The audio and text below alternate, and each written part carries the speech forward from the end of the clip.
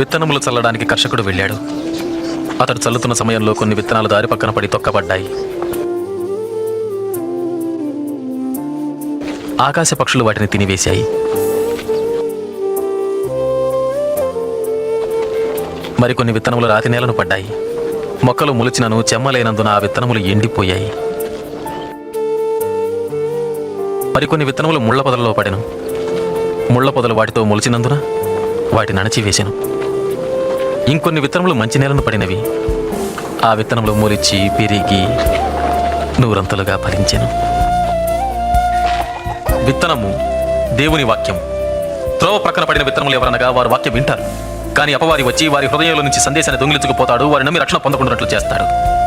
రాతి నేలను పడిన విత్తనములు ఎవరంటే వారు వింటారు, సందేశాన్ని అంగీకరిస్తారు కూడా, కానీ వీరు లేనందున కొంతకాలం మాత్రమే నమ్ముతారు.